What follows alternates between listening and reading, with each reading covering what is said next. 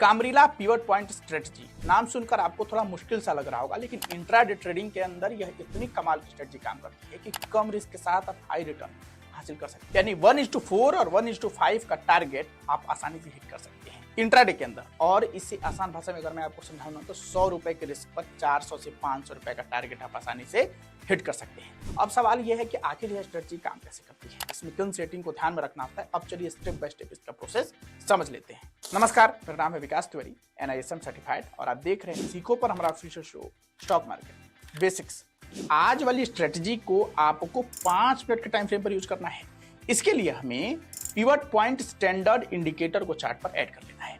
फिर इसकी सेटिंग में यहाँ से कैमरिला को सिलेक्ट कर लेना है और यहीं पर आपको एक स्टाइल का ऑप्शन शो हो रहा है। उस पर जैसे ही आप टैप करेंगे ना, आपको यहाँ कई सारे बॉक्स दिखेंगे जिसको अनटिक करके सिवाय S3 और R3 और S4 और R4 की बाकी सबको अनटिक कर देना है।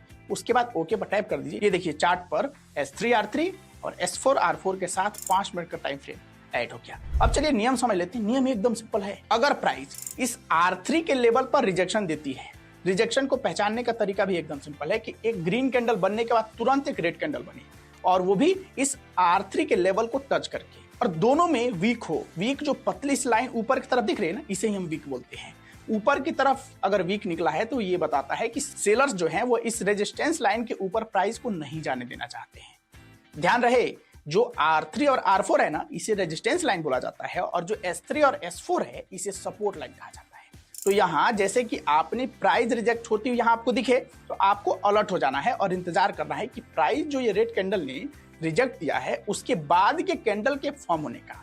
अगर उसके बाद भी एक रेड कैंडल फॉर्म होता है और वह पिछले रेड कैंडल से नीचे क्लोजिंग देता है, ध्यान रखिएगा क्लोजिंग पिछले रेड कैंडल से नीचे होना चाहिए, तो इस रेजिस्टेंस लाइन को स्टॉप लॉस मानते हुए यहीं पर हम शॉर्ट साइड के लिए एंट्री ले लेंगे। और टारगेट जानते हैं क्या होगा? यह S3 का लेवल। बाकी आप खुद देख लीजिए कि कुछ ही देर में टारगेट कैसे हिट हो गया। तो जाइए जाकर इसे इंट्राडे के लिए प्रैक्टिस कीजिए। ताकि कोई सवाल हो फीडबैक में पूछना मत भूलिएगा। एक साथी पूछते हैं कि सर कौन सा टाइम फ्रेम यूज करें। दरअसल साथी का सवाल इस वीडियो के रिगार्डिंग है। दोस्त, आप 5 मिनट और 15 मिनट का टाइम फ्रेम यूज कर सकते हैं। बाकी आज के लिए इतना ही, मुझे इजाजत दीजिए। मिलते हैं कल एक नए वीडियो के साथ। और हाँ, अगर आपको